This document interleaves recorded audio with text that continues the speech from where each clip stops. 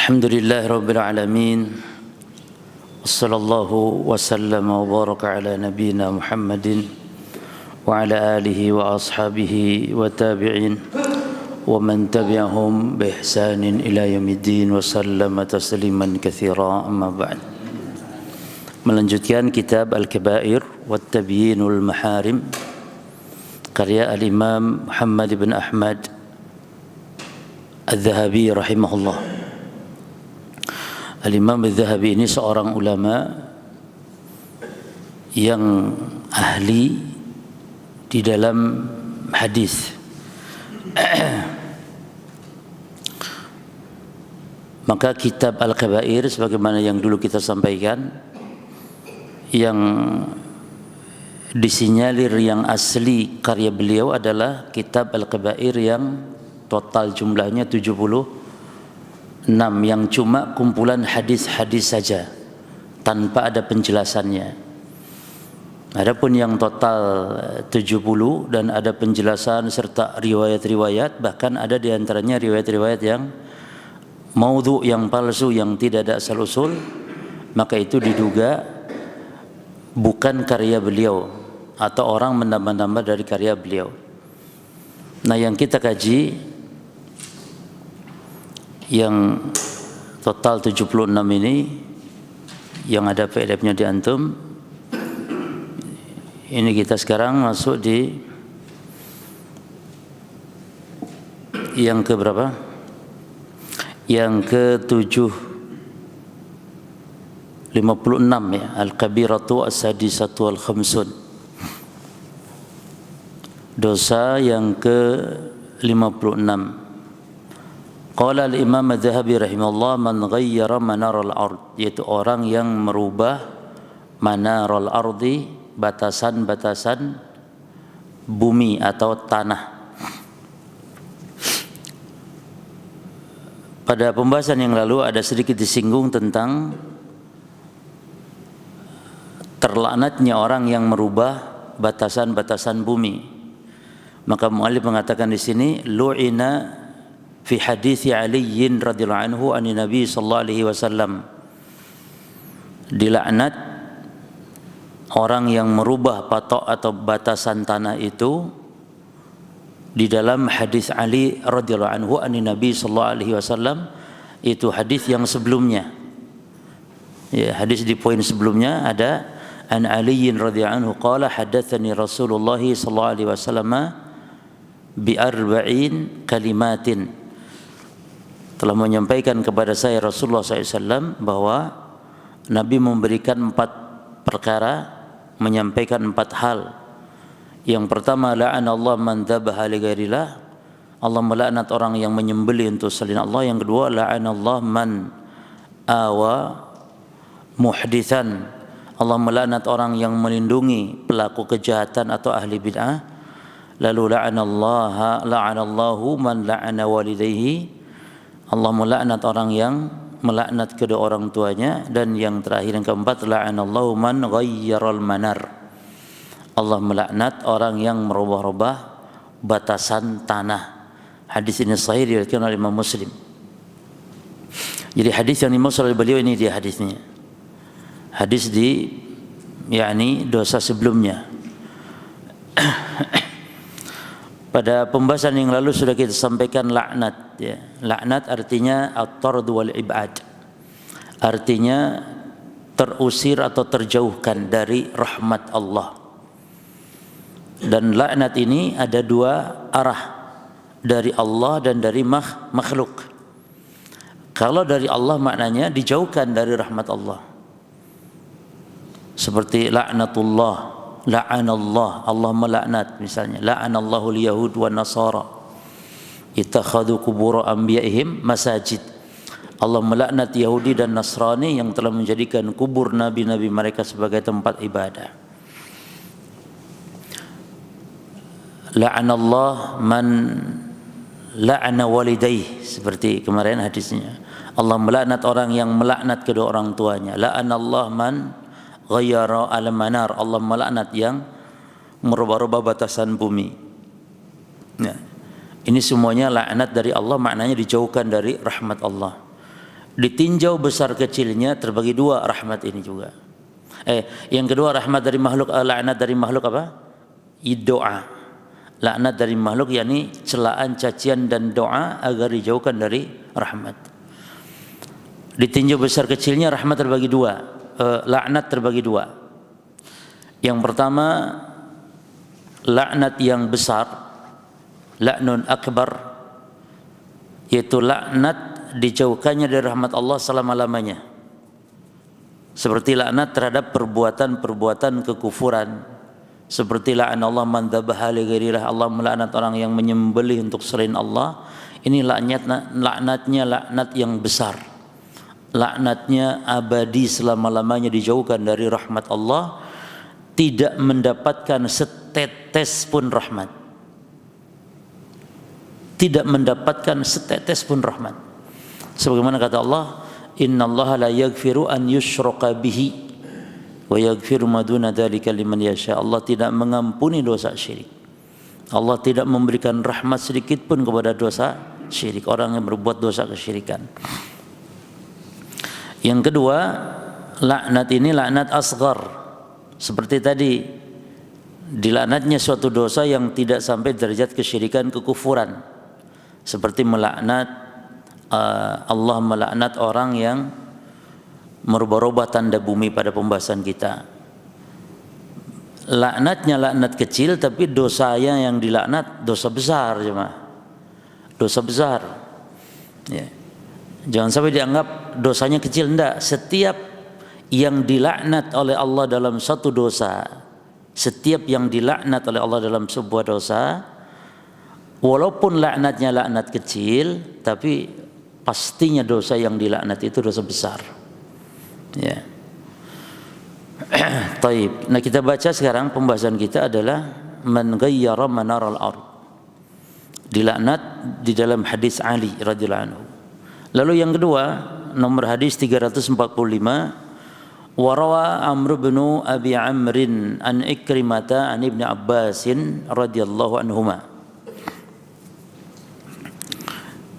Amr bin Abi Amr meriwayatkan dari Ikrimah an Ibnu Abbasin, dari Ibnu Abbas radhiyallahu anhuma, semoga Allah meridhai kepada keduanya. Qala, dia berkata, qala Rasulullah sallallahu alaihi wasallam, Rasulullah SAW bersabda, la'anallahu man dzabaha li ghairillah. Allah melaknat orang yang menyembelih untuk selain Allah. Ini sudah kita bahas. Ini laknat yang besar apa kecil? Ini laknat yang besar. La'anallahu man ghayyara tukhumal ard. Allah melaknat orang yang merubah-rubah tukhuma al-ard. Tukhuma yakni batasan al-ard, di bumi. La'anallahu, Allah melaknat man kamahal a'ma anis sabil. Allah melaknat orang yang menyesatkan orang yang buta dari jalannya. Ini perbuatan iseng, jemaah, ya, menyesatkan orang yang buta dari jalannya. Maka termasuk di antara makna merubah-rubah manarul ard, tanda-tanda bumi, itu juga termasuk merubah rambu-rambu jalan. Ya, merubah rambu-rambu jalan. Harusnya ke kanan diarahkan ke kiri misalnya. Nah, ini termasuk makna dari ghayyarul manar, merubah rambu-rambu. Nah, lalu yang berikut, yang ketiga, la'anallahu man sabba walidayhi. Allah melaknat orang yang mencaci, melaknat. Jadi makna melaknat, ya, kalau dari makhluk maknanya juga sama, as-sab wasyatam, mencaci atau mencela, itu namanya melaknat. Jadi kalau melaknat dari makhluk, ya, itu maknanya mencela, mencaci atau mendoakan agar dijauhkan dari rahmat Allah. Ya, itu makna laknat dari makhluk. Maka terjemahan ini boleh juga, la'anallahu man sabba, Allah melaknat man sabba, orang yang melaknat, sabba, atau orang yang mencela walidayhi, kedua orang tuanya. Walidayhi, ibu bapaknya. Mencela ibu bapak itu ada dua macam. Yang pertama, sabbu al-walidai, sabbu al-walidaini mubasyaratan, mencela orang tua, melaknat langsung, secara langsung sang anak mencela, dan ini sangat jarang. Yang sering terjadi melaknat orang tua itu jenis yang kedua, yaitu sabbu al-walidaini musabbiban atau musabbaban, mencela orang tua sebagai penyebab, yakni dia mencela orang tuanya orang lain dan anaknya orang tua orang lain tersebut mencela orang tua dia yang telah melaknat, sehingga akhirnya dia penyebab.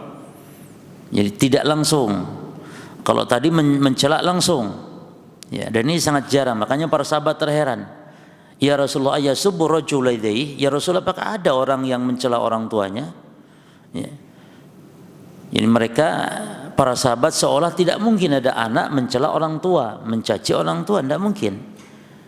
Akhirnya kata Nabi, yakni kana rajul yasubbu abar rajul wa yasubbu abah, itu orang mencela bapaknya orang lain, ya, lalu dia anaknya mungkin mencela kembali orang tua yang dia telah cela tadi, ya. Jadi yang mencela langsung dan mencela secara tidak langsung. Kemudian laknat Allah kepada yang mencela orang tua ini laknat yang besar apa yang kecil? Laknat kecil apa laknat besar? Jadi laknat besar itu yakni selama-lamanya abadi, yani. Lihat dosanya dulu. Apa dosa mencela orang tua? Dosa kecil apa dosa besar? Apa dosa kekufuran? Dosa besar, bukan dosa kekufuran. Maka setiap dosa besar bukan dosa kekufuran lalu dilaknat, maka laknatnya laknat yang kecil. Laknat kecil itu maknanya laknat yang sementara. Ada harapan diampuni oleh Allah, ada harapan mendapat rahmat setelah itu, tapi tidak selamanya, ya. Taib, yang berikutnya, la'anallahu man amila amala qaumil lutin. Allah melaknat orang yang melakukan perbuatan kaum Nabi Lut, yaitu homoseksual, ya. Perbuatan kaum Nabi Lut ini disebutkan oleh Allah dalam Al-Quran, diantaranya surah Al-A'raf ayat 80 sampai 84 diantaranya. Allah mengatakan, walutan id qala liqaumihi ata'tuna al-fahishata ma sabaqakum biha min ahadin minal alamin, ya. Dan Nabi Lut, ingatlah ketika berkata kepada kaumnya, apakah kalian berbuat kekejian yang tidak dilakukan oleh siapapun orang-orang sebelum kalian, minal alamin, di alam semesta ini. Maka kenapa disandarkan kepada Lut perbuatan homoseksual ini? Karena memang mereka kaum yang pertama kali melakukannya di muka bumi, ya. Innakum lata'tuna ar-rijala syahwatan min duni nisa, itu kalian mendatangi laki-laki bukan perempuan dalam menyalurkan syahwat, ya. Kemudian juga di dalam surah Al-Hijr, jemaah, ayat 72 sampai 76, ya, la'amruka innahum lafi saqratihim ya'mahun fa akhadhathum sayhatu musyrikin faj'alna 'aliha safilaha. Ya, ini adab yang berat bagi kaum Nabi Lut. Wa amtarna 'alaihim hijaratan min sijil, ya. Dan kami hujani mereka batu dari sijil. Inna fi dzalika laayatin, sungguhnya hal itu ada tanda-tanda kebesaran Allah. Ini dua ayat, ya, Al-A'raf dan di surah Al-Hijr. Lalu tentang perbuatan Nabi Lut, perbuatan kaum Nabi Lut, di dalam hadis juga Nabi menyebutkan, hadis yang sahih diriwayatkan oleh Imam Tirmidzi, Abu Dawud yang lainnya. Kata Nabi SAW, man wajadtumuhu bi ya'malu amala qaum Lut, siapa yang mendapati perbuatan dari perbuatan kaum Nabi Lut, maka faqtuluhul fa'il wal maf'ula bihi, maka bunuhlah al-fa'il pelaku, wal maf'ul, dan yang diperlakukannya. Yani maksudnya al-fa'il yang melakukan, al-maf'ul yang dilakukan, al-fa'il yang menyodomi, al-maf'ul yang disodominya. Nah, ini sama-sama dibunuh dalam Islam, dan ini disepakati para jamaah sekalian oleh para sahabat. Ya, sepakat para sahabat tentang qatlu al-liwati. Sepakat para sahabat tentang dibunuhnya, dihukum matinya pelaku-pelaku homoseksual. Akan tetapi berbeda pendapat mereka di dalam tariqatul qatl. Yang berbeda pendapat itu di dalam cara membunuhnya. Nabi hanya menyebutkan dalam hadis apa? Bunuhlah pelaku dan yang diperlakukan, yang menyodomi dan yang disodominya. Ya. Wa qad ajma sahaba ala qatli al-lawti lakin ikhtalafu fi tariqatil qatl. Sahabat ini sepakat dalam masalah membunuhnya, namun berbeda pendapat di antara caranya. Di antaranya, kalau menurut Ali bin Abi Thalib dan juga disetujui oleh Abu Bakar Siddiq radhiyallahu anhu, adalah dengan cara dibakar. Ya, namun ini ijtihad ya para sahabat. Di antaranya Ali bin Abi Thalib dan Abu Bakar. Ada di antara mereka lagi yang berpendapat an yurma bihi min a'la syahiqin. Dibunuhnya pelaku homoseksual ini, tentu yang menghukum membunuh siapa? Ulul amri jemaah. Tidak setiap kita nangkap pelaku homoseksual lalu kita bakar atau tidak. Ya. Jadi ulul amri. Pendapat siapa yang mengatakan dibakar? Ali bin Abi Thalib dan sahabat Abu Bakar radhiyallahu anhu. Yang kedua katanya di yurma bihim min a'la syahikin, dilemparkan dari gedung yang paling tinggi atau tempat yang paling tinggi di negeri tersebut. Kalau misalnya di kita ini tertinggi gedung apa? Nah, dibawa ke situ. Ya. Kalau di Surabaya misalnya, gedung apa tertinggi di Surabaya dilemparkan dari situ. Ya. Lalu bukan hanya itu, wa yutba' bil hijarah, diikuti dengan batu, lemparan batu. Ini menunjukkan betapa dahsyatnya perbuatan ini jemaah. Kalau zina ini masih enteng, ringan. Makanya ulama juga beda pendapat. Ada yang mengatakan setara dengan zina, ada yang mengatakan dia lebih berat dari zina. Lebih berat dari zina. Ya. Karena kalau zina dihukum mati itu kalau yang muhsan, yang pernah menikah atau yang sedang menikah, yang berkeluarga suami istri, yang punya keluarga. Tapi kalau liwat ini, homoseksual ini, tidak peduli berkeluarga atau tidak, maka dihukum mati. Ya. Bahkan khilaf ulama juga tentang yang dilakukan dan yang melakukan ini, walaupun juga anak kecil. Cuman yang rajih, yang kuat para jemaah, sebagaimana kata Al-Imam Ibnu Qudamah, kalau anak kecil yang diperlakukan atau yang melakukan, maka ini tidak sampai dihukum. Ya, karena anak kecil belum menerima beban taklif tentang hukuman dan semisal. Ya. Namun ada khilaf ulama menunjukkan betapa beratnya hukuman terhadap dosa al-liwat. Liwat ini diambil dari kata Nabi Lut ya. Dan ini perkataan sebagian juga Ibnu Abbas radhiyallahu anhuma, dilemparkan dari tempat yang paling tinggi lalu diikuti dengan batu. Wa minhum man qala yurjam bil hijar hatta yamut.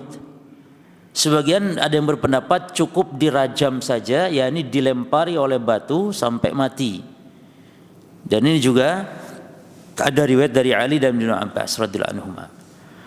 Adapun para ulama ahli fikih setelah para sahabat, ada yang mengatakan dibunuh saja apapun caranya, mau dengan pedang, mau dengan tembakan senjata, mau dengan apapun. Dan muhsanan atau ghair muhsanin, baik muhsan atau ghair muhsan. Apa muhsan artinya? Yang pernah menikah. Ya. Ada lagi yang berpendapat di antara ulama fikih, man yu'aqabu uqubataz zani hukumannya seperti pezina, kalau muhsan dirajam, kalau tidak dicambuk saja. Ya. Dan ada yang berpendapat berjamaah, ini khilaf semuanya, yang berpendapat yu'zar at-ta'zira, dihukum, yang menghukum dikembalikan kepada ulul amri, penguasa, hukuman ta'zir. Ta'zir itu atas kebijakan penguasa, dihukum mati atau tidak. Ya. Maka para jemaah sekalian, kalau ijma' para sahabat, maka ini yang menjadi dasar hukum, maka semuanya dibunuh. Terserah, ya mungkin pendapat yang kuat, terserah bagaimana cara dibunuhnya, yang penting dihukum mati. Dan ini menunjukkan betapa besarnya. Maka kata Imam Ibnul Qayyim, "Walama kanat mafsadatul liwat min a'dhamil mafasid." Dan manakala kerusakan homoseksual di antara kerusakan yang paling besar, kanat uqubatuhu fid dunya wal akhirah min a'dhamil uqubat, maka hukumannya di dunia seperti tadi dihukum mati dengan cara-cara tertentu, dan juga hukuman di akhirat min a'dhamil uqubat, di antara uqubat, hukuman yang paling besar. Ya. Lalu Imam Ibnu Qayyim membawakan pendapat-pendapat ulama tentang besarnya perkara homoseksual dibandingkan dengan zina. Ada yang mengatakan lebih besar, ya. Ada yang mengatakan setara dengan zina, ada yang mengatakan lebih rendah, dan yang benar adalah lebih besar dari zina karena buktinya hukumannya pun lebih berat. Ya. Taib. Kemudian Al-Imam Adz-Dzahabi membawakan riwayat rawahu Abdul Aziz Ad-Darwardi an Amrin wa zada fihi, ya. Lalu Abdul Aziz Ad-Darwardi dari Amr, dan ada tambahan dalam riwayat seperti di atas, ada tambahannya la'anallah man waqa'a ala bahimatin, Allah melaknat orang yang menggauli hewan, waliyadzubillah. Ini juga termasuk dosa besar, dan laknatnya laknat kecil. Dosa besar tapi bukan kekufuran. Selama tidak dosa besar bisa menjadi kufur dalam akidah ahli sunnah. Dosa besar bisa menjadi kafir dalam akidah ahli sunnah jika pelakunya menghalalkan. Jika pelakunya menghalalkan. Jelas ya? Maka ahli sunnah kalau dosa kekufuran yang pada asalnya memang kufur, maka tidak perlu disyaratkan istihlal, menghalalkan atau tidak. Jadi orang yang nyembah kubur misalnya, nyembah berhala misalnya, tidak usah ditanya dulu menghalalkan atau tidak. Mau menghalalkan atau tidak hukumnya kafir. Tapi kalau yang minum khamar, yang berzina, homoseksual, ya, mencaci orang tua, maka ini tidak dikafirkan pada asalnya, namun dikafirkan ketika dia meyakini halalnya. Kalau meyakini halalnya homoseksual, misalnya halalnya zina, halalnya minum khamar, jelas dikafirkan karena penghalalannya. Maka ada orang mabuk selama 70 tahun misalnya, kafir tidak? Al-jawab menurut akidah Ahlussunnah wal Jamaah tidak kafir selama tidak menghalalkannya. Tapi dia tentu jatuh kepada dosa yang sangat besar, dosa besar. Tapi selama tidak menghalalkan tidak dikafirkan. Karena kalau dikafirkan berarti masuk kepada akidahnya Khawarij, akidah Wa'idiyah. Ya. Karena menurut Khawarij tidak disyaratkan istihlal, menghalalkan atau tidak. Orang berbuat dosa, mau dosa syirik, mau dosa kufur, mau dosa zina, semuanya sama.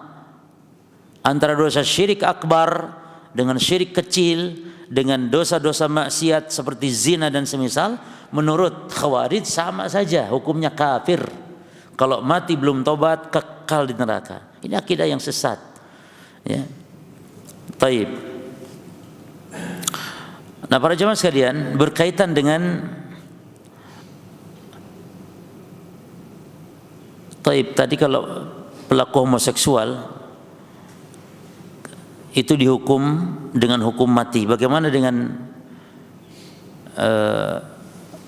orang yang dipaksa, maka ini pengecualian. Ada mungkin orang diancam, diperkosa, itu cuma ada anak kecil diperkosa untuk disodomi, naudzubillah, maka yang diperkosa jelas tidak dihukum, jelas ya, tidak dihukum. Maka yang disebut dengan al-fa'il wal maf'ul. Apa makna al-maf'ul? Yang pelaku dan yang diperlakukan, bukan makna yang diperlakukan yang diperkosa, bukan. Yakni yang al-fa'il yang menyodomi, gitu loh, ya kan? Al-maf'ulnya yang disodominya. Dan dua-duanya sama-sama merasakan, sama-sama kepengen dua-duanya, itu loh. Suka sama suka dua-duanya. Beda dengan yang diperkosa. Dan tidak mungkin yang diperkosa yang menyodomi, kan tidak mungkin. Biasanya yang diperkosa, ya, atau bisa jadi mungkin yang dipaksa untuk menyodomi, ya, sama saja. Jadi kalau yang dipaksa maka tidak dihukum. Yang kedua yang tidak dihukum juga, idza kana al-maf'ul bihi saghiran lam yablugh. Kalau yang dipaksa tadi masih kecil, ya, sudah dipaksa masih kecil, ya jelas bebas sekali. Hatta orang dewasa pun, ya, kalau dipaksa jelas tidak dihukum karena dipaksa. Nah sekarang kalau suka sama suka tapi masih kecil, maka ini pun tidak dihukum, sebagaimana kata para ulama. Imam Ibnu Qudam mengatakan, annahu la khilafa bainal ulama fi anna al-hadd la yuqam 'alal majnun wal sabiyyi alladhi lam yablugh. Tidak ada khilaf di antara ulama bahwa hukuman had itu tidak ditegakkan kepada orang gila atau anak kecil yang belum balik. Jelas ya? Jadi hukuman bunuh kepada homoseksual dikecualikan dua. Apa yang pertama? Anak kecil. Yang kedua, jika dipaksa. Innallaha tajawaza an ummati. Allah membebaskan, mengampuni umatku apa? Al-khata' wan nisyan wa mastukrihu alaih. Allah memaafkan umatku khata', ya, wan nisyan. Khata' yakni keliru, tidak sengaja, nisyan karena lupa, dan perkara yang dipaksa, ya. Baik, sekarang bagaimana tentang hukum mendatangi atau menyetubuhi binatang? Para jamaah sekalian, di dalam sebuah hadis bahwa yang menyetubuhi binatangnya itu juga dibunuh, ya. Al-bahimatul lati yu'tada 'alaiha bil wat'i tuqtal. Binatang yang disetubuhi dibunuh. Wala yuqal lahmuha, tidak boleh dimakan dagingnya. Nah, adapun pelakunya bagaimana? Dosa besar. Ada yang berpendapat di dalam hadis, namun hadisnya dhaif, itu juga dihukum mati, namun hadisnya dhaif para jemaah. Berkaitan dengan pelaku yang menyetubuhi binatang itu dihukum mati. Tapi kalau binatangnya, ya, dibunuh. Nah, bahkan ada khilaf ulama berkaitan masalah ini, dijelaskan dalam kitab Al-Mawsu' Al-Fiqhiyah bahwa jumhur, mayoritas para ulama berpendapat la hadda 'ala man ata bahimatan. Tidak ada hukuman had. Hukuman itu apakah dihukum mati atau dihukum cambuk dan yang semisal, tidak ada penetapan dari syariatnya gitu. Lakinnahu, ini mazhab jumhur, ya, mayoritas ulama, lakinnahu yu'azzar, tapi dihukum ta'zir, dikembalikan kepada pemimpin penguasa ulul amri. Apa kebijakan dari penguasa, ya. Dan ini berdasarkan perkataan Ibnu Abbas. Jadi hukuman itu ada dua jemaah. Ada hukuman had yang ditetapkan oleh agama, oleh syariat, seperti pezina dirajam, yang muhsan, yang tidak muhsan dicambuk 100 kali, diasingkan setahun. Ini dasarnya itu agama, Al-Quran atau Sunnah. Ini namanya hukuman had. Adapun kalau agama tidak ada memberikan bentuk hukuman dan hukumannya berarti atas kebijakan penguasa, maka namanya hukuman ta'zir. Seperti koruptor Koruptor itu tidak ada hukumannya cuma, nggak ada potong tangan. Koruptor itu bukan dipotong tangan, karena potong tangan itu bagi pencuri. Dan koruptor itu bukan pencuri, tapi koruptor itu pengkhianat. Karena koruptor itu kan dikasih kuncinya, dikasih berangkasnya, dipegangin duitnya. Duitnya, ini kuncinya, ini segalanya. Sehingga dia kalau mencuri itu bukan mencuri. Bagaimana mencuri wong duitnya pada dia? Ya. Jadi koruptor itu bukan pencuri tapi pengkhianat. Maka tidak tepat kalau pencuri katanya dipotong tangan koruptor, tidak tepat. Tapi dikembalikan kepada penguasa. Mau potong leher silahkan supaya efek jerak. Dipotong leher kayak di negara-negara kafir itu sekarang sudah potong leher semua cuma. Koruptor sudah dipotong leher. Ya. Ini juga boleh diterapkan seperti itu. Apalagi kalau sampai korupsinya banyak sekali. Hampir menghabiskan uang negara misalnya, wah itu sudah potongnya nggak cocok kalau potong tangan, ya misalnya. Jadi koruptor bukan pencuri. Kalau pencuri potong tangan, namun dengan syarat pula potong tangan ini. Kalau terpenuhi berapa? 3 syarat. Syarat pertama an yakuna as-sariq yasriqu min hirsihi. Yang pertama syaratnya pencuri ini mencuri dari tempatnya, tempat penyimpanannya. Ya, kalau mencuri uang dari berangkasnya, kalau mencuri emas dari kotak perhiasan yang disimpan di tempatnya. Ya, jadi kalau mencuri barang bukan pada tempatnya, nggak ada syarat potong tangan jemaah, nggak ada. Jadi Islam ini tidak gampang, dikit-dikit potong tangan, lah berat, syaratnya harus terpenuhi. Yang kedua syaratnya mencapai nisab. Jadi ada batasannya. Nisabnya rubu' dinar. Nisabnya 1/4 dinar. 1 dinarnya 4 gram seperempat. 1 dinar. 1 dinar itu 4 gram seperempat. Berarti seperempat dari 4 gram seperempat kurang lebih 1 graman lebih. Ya, berapa jam? Berapa 1/4 dari 4 gram seperempat? 1/4 dari 4 gram itu bukan. Jangan dikurangi 1/4-nya aja jadi tinggal 4 gram, bukan. 4 gram. 1 gram lebih ya. Kalau emas itu 1 juta berarti 1,5 juta lah kurang lebih. Maka kalau mencuri telur, mencuri sendal, ya. Mencuri sendal jemaah mencapai nisab enggak? Tergantung sendalnya nek. Sendal yang mahal. Mencuri telur tergantung nek 1 truk telurnya. Itu jemaah.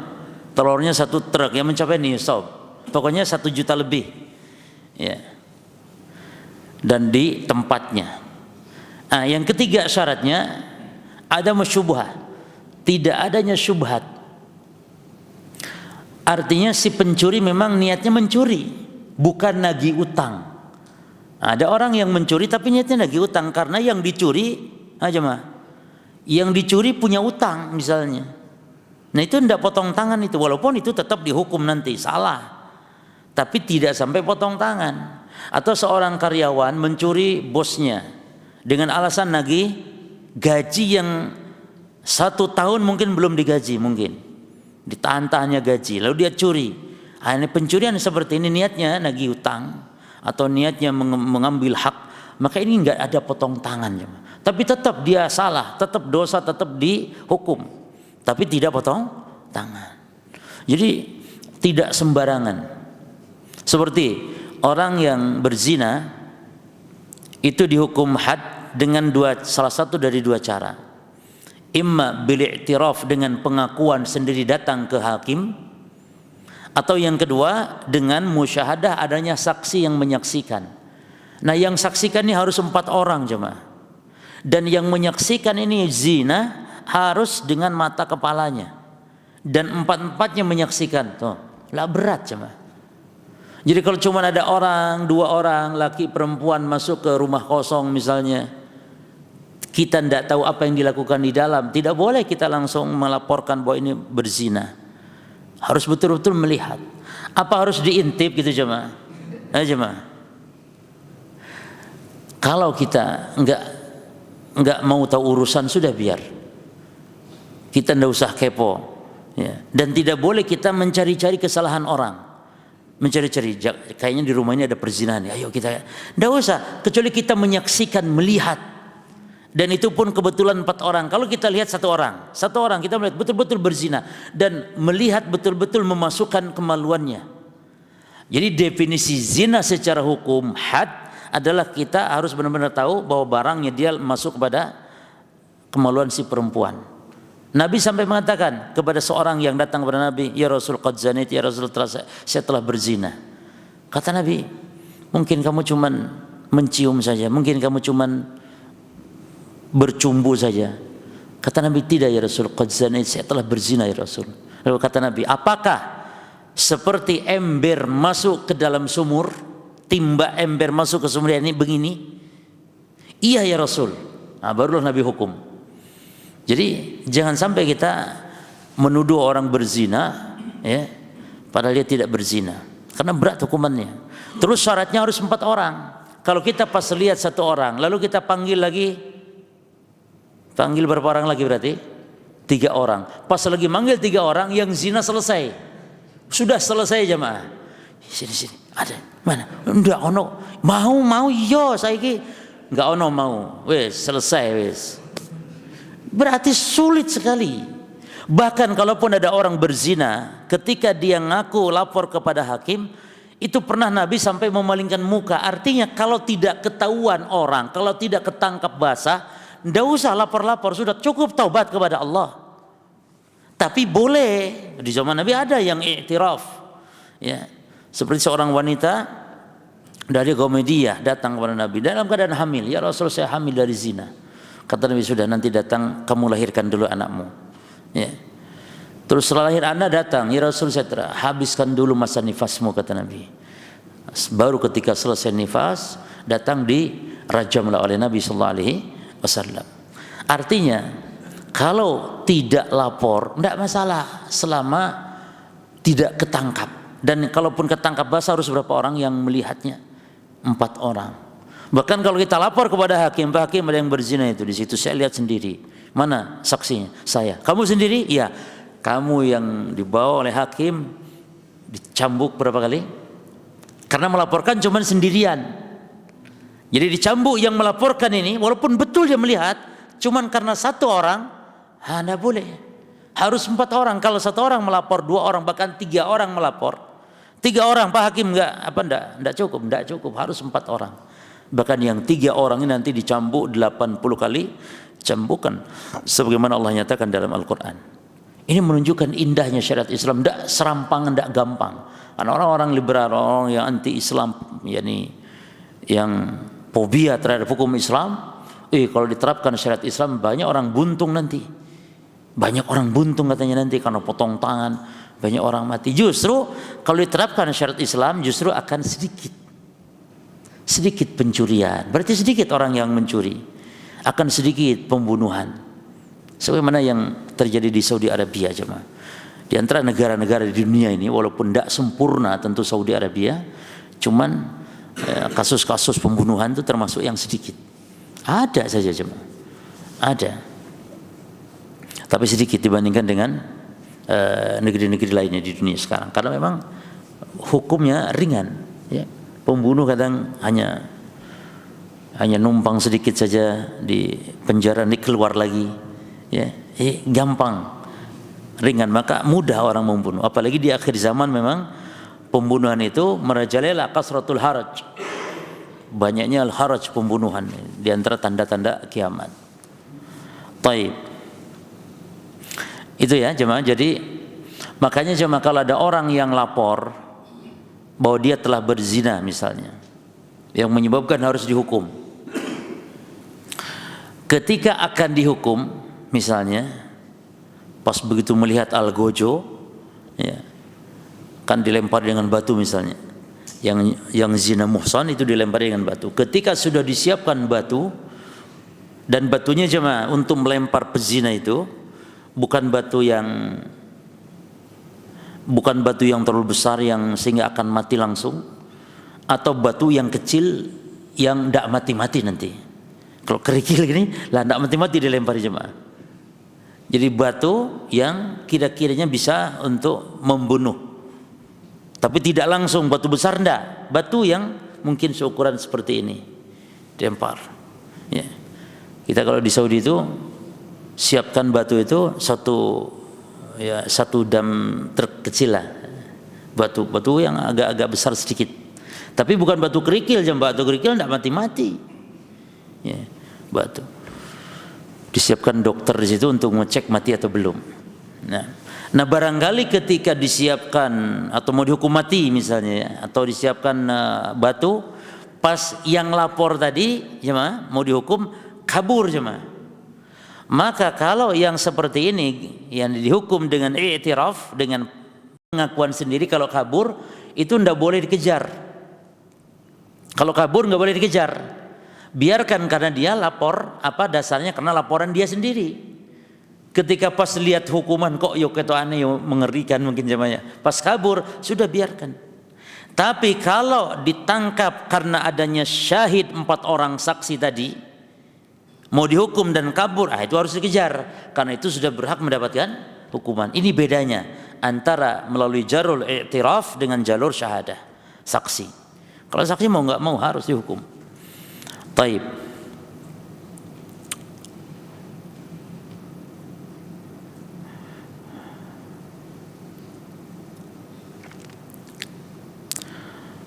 Tapi saya kira cukup ini pembahasan poin yang ke 50 berapa?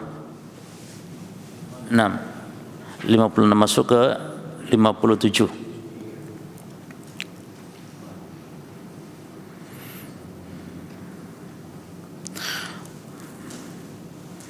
Poin yang ke-57, sabbu al-kabiratu as-sabi'atu wal khamsun.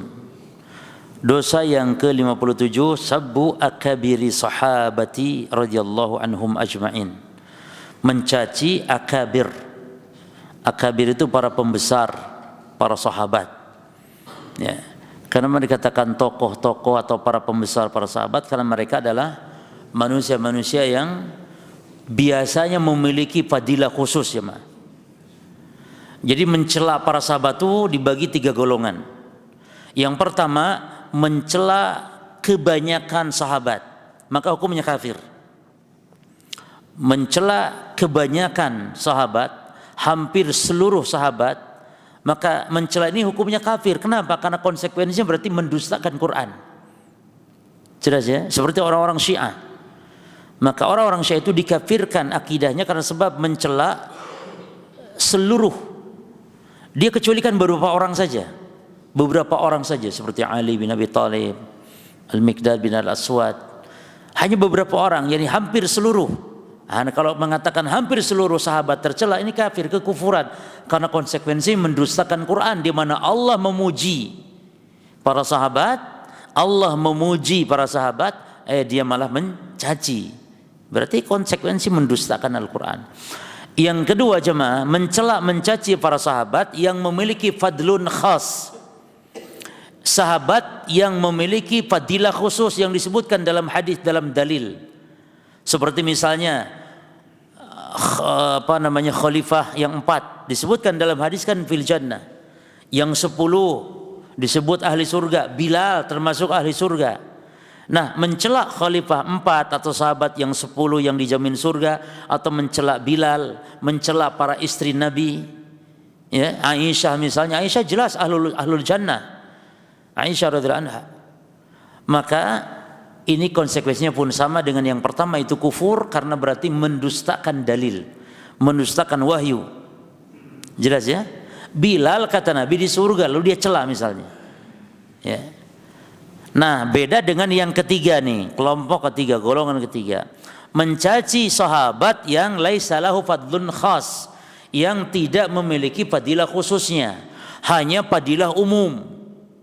Kalau sahabat secara umum jamaah semuanya memiliki fadilah secara umum, tapi semua sahabat masuk surga, dijamin surga oleh Allah, semua sahabat. Ini fadilah umum. Nah, kalau ada fadilah khususnya disebutkan namanya dalam dalil, seperti Bilal masuk surga misalnya, maka ini namanya fadilah khas. Maka ini termasuk kekufuran.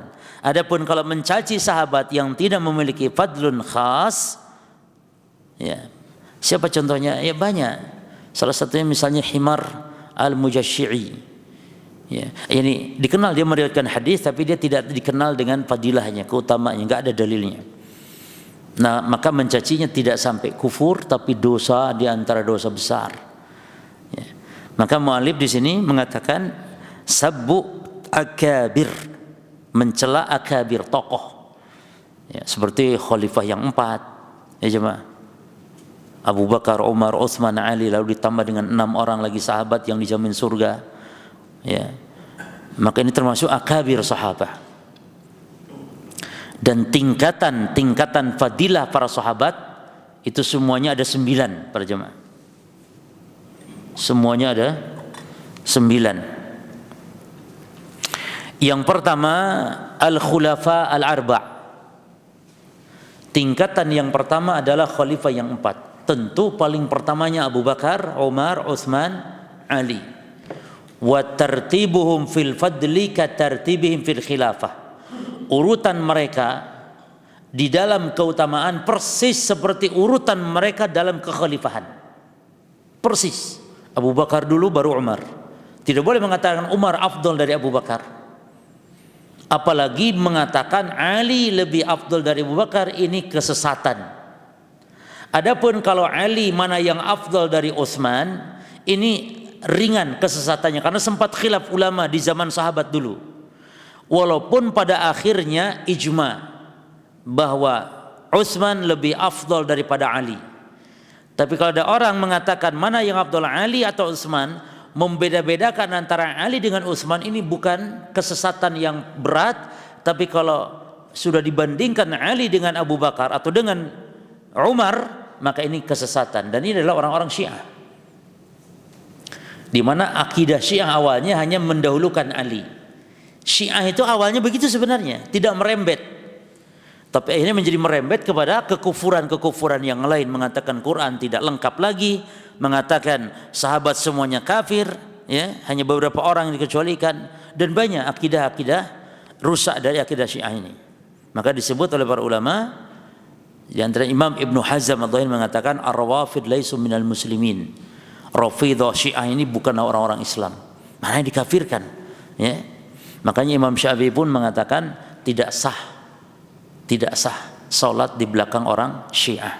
Di belakang ahli bid'ah yang lain sah, di belakang Khawarij sah, tapi di belakang orang-orang Syiah tidak sah. Kenapa? Karena kekufurannya, ya, kekufurannya sangatlah buruk, sangatlah parah. Nah, yang kedua, al-asyrah al-mubasysyirun bil jannah. Yang kedua, 10 sahabat yang diberi kabar gembira surga oleh Nabi. Siapa yang 10 ini jemaah? Ini golongan kedua, ya. Artinya yang urutan pertama terbaik khalifah yang 4, baru urutan keduanya 10 yang dijamin surga. Siapa yang 10 ini? Khalifah yang 4 ditambah dengan 6 orang. Ya, 6 orang ini Sa'ad bin Abi Waqqas, Abdurrahman bin Auf, kemudian Sa'id bin Zaid, kemudian Abu Ubaidah bin Al-Jarrah, yang kelima Talha bin Ubaidillah, yang keenam siapa yang keenam? Zubair bin Al-Awwam. Zubair bin Al-Awwam ini yang mula-mula masuk Islam, yang memiliki keutamaan. Terus yang ketiga para jamaah, man aslama minal muhajirin qabla al-badr. Muhajirin yang masuk Islam sebelum peristiwa Badar. Yang keempatnya man aslama minal ansar qabla Badr, yang masuk Islam dari golongan Ansar sebelum peristiwa Badar. Berarti urutan ketiga dan keempat ini berarti maknanya mereka yang nanti ikut perang Badar. Jelas ya? Yang berapa? 5 dan yang ke-6. 5-nya dulu man aslama minal muhajirin, yang masuk Islam dari golongan muhajirin qabla Hudaybiyah, sebelum peristiwa Hudaybiyah. Jelas ya? Terus yang keberapa tadi? 6-nya man aslama minal ansar qabla Hudaybiyah, yang masuk Islam dari golongan Ansar sebelum peristiwa Hudaybiyah. Berarti urutan ke berapa tadi? Kelima dan keenam ini adalah Muhajirin dan Ansar yang ikut apa? Peristiwa Hudaybiyah. Memang ada utamanya, ada dalam hadis kata Nabi. Ya. Bahkan Allah abadikan dalam Quran, laqad radiyallahu, sungguh Allah ridha 'anil mu'minin, kepada orang-orang beriman, id yubayi'unaka tahta syajarah, ketika mereka membaiatmu Muhammad di bawah pohon. Di mana maksudnya di bawah pohon di sini? Di Hudaybiyah. Maka Hudaybiyah itu disebut istilahnya perang Hudaybiyah, walaupun perangnya nggak jadi, atau baiat Hudaybiyah karena terjadi baiat di situ. Baiat untuk jemaah, baiat karena Nabi itu kan tujuannya umrah. Di Hudaybiyah dicegat sama orang-orang musyrik Quraisy, nggak boleh masuk Mekah. Dan terjadilah sebuah perjanjian di mana tahun ini umroh nggak boleh masuk, mungkin nanti nggak masalah. Terus gencatan senjata selama 10 tahun tidak terjadi perang. Dan yang merugikannya, yang banyak sahabat tidak setuju, tapi di situ hikmahnya. Kalau ada orang Makkah yang murtad, misalnya ke Madinah masuk Islam, istilahnya ada orang Makkah masuk Islam, itu orang Madinah harus kembalikan ke Makkah katanya. Tapi kalau ada orang Madinah murtad, yakni masuk agama kekufuran, ya, murtad dari Madinah ke Mekah, orang Mekah, maka tidak boleh mengembalikan ke Madinah. Kata Nabi tidak masalah sudah. Dan masa itulah akhirnya masa keemasan dalam dakwah, karena 10 tahun gencatan senjata enggak terjadi peperangan antara Rasul dan orang-orang Mekah, sehingga di kesempatan itu banyak digunakan untuk berdakwah, sehingga menyebar Islam saat itu. Ini pada masa setelah peristiwa Hudaybiyah. Taib. Jadi baiat itu apa? Baiat untuk berperang, karena awalnya itu ceritanya Utsman bin Affan diutus Nabi untuk negosiasi agar bisa masuk umroh, jangan dicegat. Cuman Utsman di situ dimuliakan berjamaah, karena Utsman bagaimanapun orang-orang yang dihormati di Mekah di situ. Akhirnya Utsman dijamu, dimuliakan sampai 3 hari Utsman di Mekah. Nah, Rasulullah menyangkanya Utsman kok lama ini, jangan-jangan dibunuh ini. Padahal Utsman enak dijamu, malah enak, nggak terjadi apa-apa. Cuman sangkaan Nabi padahal ya, dekat saja. Cuman saat itu tersiar kabar bahwa Utsman dibunuh. Akhirnya Nabi mempersiapkan, kalau begitu berarti mereka ngajak perang sudah. Kalau utusan sudah dibunuh berarti ngajak perang. Akhirnya Nabi membaiat para sahabat untuk janji setia tidak akan kabur dari medan peperangan kalau terjadi perang. Karena apa? Dia tidak bawa senjata, jemaah. Itulah yang mengharuskan baiat, karena mana yang Rasul enggak bawa senjata. Artinya enggak bawa senjata peperangan, karena memang tujuannya bukan untuk perang, untuk umrah. Paling bawa senjata-senjata untuk di jalan saja, perjalanan, bukan untuk perang. Sehingga membaiat para sahabat untuk janji setia, maka para sahabat membaiat semua Nabi di bawah pohon. Jadi Nabi duduknya di bawah pohon. Dan yang pertama kali Nabi katakan, ini kata Nabi baiatnya Utsman bin Affan. Subhanallah, Utsmannya tidak ada cuma di Mekah, ya kan? Ini jadi artinya apa? Nabi itu berani menjamin kalau Utsman tuh hatinya itu sudah pasti. Bagaimana coba bayangkan, iman sudah dijamin seperti itu. Kata Nabi, ini baiatnya Utsman yang pertama kali. Baru kemudian sahabat-sahabat yang lain bergiliran membaiat Nabi SAW di bawah pohon Samurah namanya. Di zaman Khalifah Utsman tuh pohon ditebang, karena mulai banyak orang yang ziarah, mulai banyak yang mengkeramatkan pohon. Nah, makanya para jemaah, kesyirikan ini jangan ngomong di negeri kita jemaah, hatta kelasnya sahabat, kelasnya tabi'in bisa terjadi. Sangat besar sekali para jemaah pengaruh masalah kesyirikan ini. Hati ini kadang-kadang memang tergantung atau menggantung pada suatu zat. Maka bahaya kalau di kita dibiarkan ada pohon yang dianggap itu aja terjadi. Maka Umar menembang pohon itu, menutup. Kita pun demikian, harusnya dikikis habis gitu akar kesyirikan supaya tidak menjamur. Ya. Taib, nah itu sebabnya. Apa kata Allah? Laqad radiyallahu anil mu'minin. Sungguh Allah ridha tuh kepada orang-orang beriman ketika mereka membaiat Muhammad di bawah pohon. Berarti luar biasa memiliki keutamaan yang ikut di Hudaybiyah. Lan yamassana nar man bai'a tahta syajarah, kata Nabi. Tidak akan tersentuh api neraka orang-orang yang ikut baiat di bawah pohon. Berarti poin ini yang berapa ke berapa cuma? 5 dan 6 ya? Hah? Taib. Ini adalah berarti orang-orang yang ikut peristiwa Hudaybiyah. Lalu 7 dan 8 adalah siapa? Man aslama, perhatikan, minal muhajirin ba'da al-Hudaybiyah qabla al-Fath.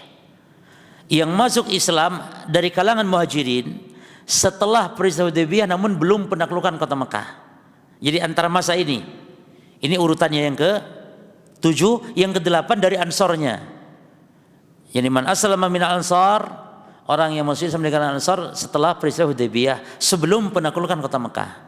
Siapa yang di poin ini jemaah? Ini diantaranya Amr bin Al-As diantaranya. Diantaranya lagi Khalid bin Walid. Jadi Khalid bin Walid itu telat masuk Islamnya. Beliau bukan termasuk as-sabiqun al-awwalun, ya, tapi tetap memiliki fadilahnya apa dia? Seorang panglima perang, ya, yang ahli strategi perang, sehingga oleh Nabi dijulukinya dengan Saifullahil Maslul, pedang Allah yang terhunus. Tapi sayang masuk Islamnya telat. Jadi setelah Hudaybiyah, bahkan ketika di Hudaybiyah dia yang nyegat Rasulullah pasukan kudanya. Jadi Khalid bin Walid masih pimpin pasukan kuda dari pihak Quraisy untuk mencegat Rasul agar tidak masuk Mekah di Hudaybiyah. Masih begitu. Baru setelah itu Amr bin Al-As, Khalid bin Walid, ya, para tokoh-tokoh banyak yang masuk Islam. Berbondong-bondong. Makanya para jamaah, sebagian ulama mengatakan yang dimaksud dengan Al-Fath, ya, Al-Fathu yang Allah sebutkan dalam Quran ada khilaf ulama. Wallahu alam, yang rajih Al-Fathu bukan Fatu Makkah, bukan.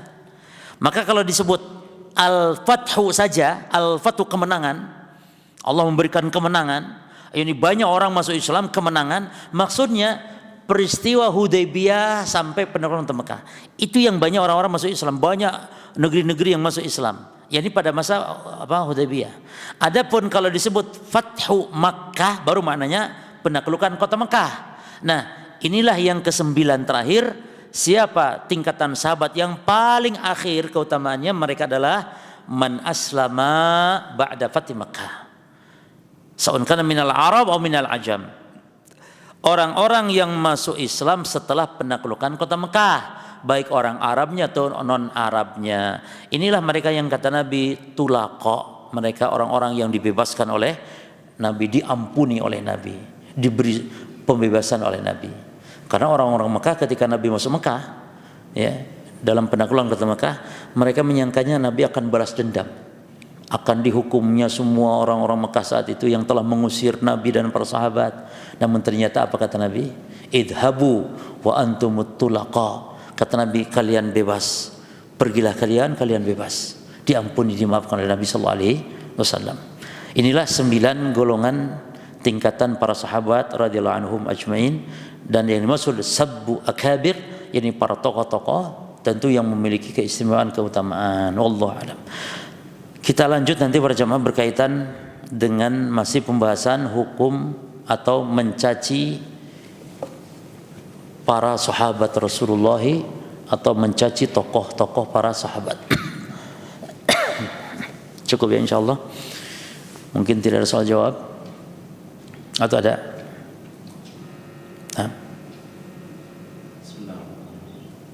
Ustaz, tadi untuk yang zina dihukumkan itu kan disaksikan 4 orang. Apakah ketika kita melihat suatu perbuatan, misalnya ada orang ya, kita tahu orang ini masuk dengan perempuan berdua, terus ada orang yang betul itu pasti zina di dalam, itu hukumnya gimana? Mengatakan berzina gitu ya. Nah, tapi para jamaah sekalian, yang pertama ketika kita melihat gitu ya, Itu pun bukan berarti kita malah menonton terus gitu kan, enggak. Artinya kita tahu dia sudah berzina, selesai sudah. Memasukkan barangnya, kemaluannya, selesai. Bukan berarti kita terus nonton sampai selesai lah, itu namanya nonton namanya. Jadi kita menyaksikan itu sekedar begitu saja. Itu cuma. Cuman yang menarik bukan hanya sekedar masuk kamar menindih, itu enggak, harus betul-betul melakukan. Ini makanya sulit. Melihat zina sekarang menjadi saksi ini sulit gitu loh jemaah. Atau malah mudah karena ada kamera. Malah mudah ada kamera itu ya. Taib. Nah sekarang kita kalau ada orang masuk ke kamar, maka kalau mengatakan dia pasti berzina, tidak boleh, ini termasuk tuduhan zina nantinya. Tapi kalau menduga, karena bagaimana lagi, maka menduga-duga seperti itu, maka menduga gitu ya, itu dibolehkan, bagian dugaan-dugaan. Tapi tidak harus memastikan berjemaah. Jelas ya? Nah bagaimana sekarang? Sebenarnya itu tugas, kalau memang seorang menyaksikan seperti itu mungkin tugas kita bisa lapor ke aparat dan semisal. Nanti biar aparat yang melakukan untuk penggerbegan dan semisalnya barangkali. Nanti bisa dihukum sesuai laporan dari aparat tersebut. Nah, jadi kalau menduga memang kenyataannya rata-rata seperti itulah. Kalau berdua ngapain lagi gitu kan, cuman jangan memastikan karena belum tentu, mungkin mau ngobrol ada urusan penting ternyata ya, ada urusan penting ternyata. Nah wallahu alam. Cukup. Baik, subhanakallahumma bihamdika asyhadu an la ilaha illa anta astaghfiruka wa atubu ilaik. Assalamualaikum warahmatullahi wabarakatuh.